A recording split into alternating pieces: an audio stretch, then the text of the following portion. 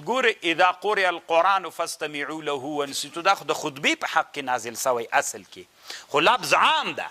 اذا قرئ القرآن چې قرآن ویل کېده چپ سه غوږ ورته ونیسه. تنا د خطبې په حالت کې او که موږ اوس قرآن وي دلته هم دا خطبه نه ده. په مانځه کې هلته هم استماع واجب د چپوالی، خو چاته اعتبار ده خاص سبب ته خاص، خو تنا د خطبې حالت کې بیا د استماع انصات وسي. اما نه اعتبار چاته ده؟ عموم د لفظ ته عام. اذا قرئ القرآن فاستمعوا له، اکه خطبه ولا اکه لمونځ اکه دغسې تلاوت ټولو کې به څوک کوي. خو وروسته طالبانو بیا درته بحث کوم د قرآن استماع فرض کفایي د طالبانو که فرض عین ده. د قرآن استماع فرض کفایي ده، که بعضو واورېدله د نورو غاړه خلاصېږي. ښه دې ته هم فکر وي. ګورئ طالبانو مولایان ډېرې نخرې پې کوي په دې. اسانه مسله ده. تفسیر مظهري کې لیکلي دي هلته الف لام عهدي د طالبانو اذا قرئ القرآن، چې چا دپاره قرآن ویل کېده په هغوی باندې استماع او انصات واجب ده، په نورو نه. اوس طالبانو زه امام یم، تاسې دلته ودرېدلم قرآن مې ویلی، زه قرآن چا دپاره وایم؟ تاسې دپاره. په تاسې استماع واجب ده. باندې کلي کې چې کوم خلک دي په هغوی استماع واجب نه ده.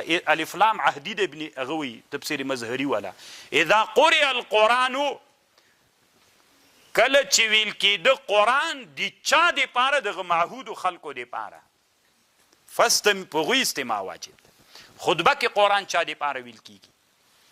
هغه ناستو خلکو دپاره. نور خلک چې دلته نشته په هغوی استماع، که لاسپیکر کې غږ ورځي که نه ورځي په هغوی استماع واجب نه ده، ځکه د هغوی دپاره خو نه ویل کېږي. دې ټکي ته هم فکر وي طالبانو. اوس که موږ تاسې دلته لاسپیکر ودرو د ترجمه پکې کوو، ښځو باندې استماع واجب نه ده. یو خو دا ده چې استماع د قرآن فرض کفایي ده. شامي وایي چې فرض کفایي سوله چې تاسې واورېدله د هغوی غاړه خلاص سوله، صحیح شوله یو.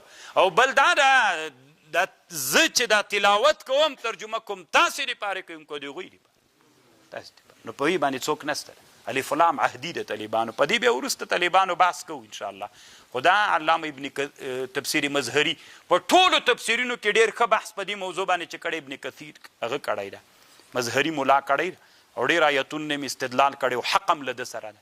تاسې دې الله علما کې الله دې د دې حق درکړي چې ډېره پلټنه وکړي، بیا درته معلومات کېږي چې دا ډېره خوندوره رایه ده.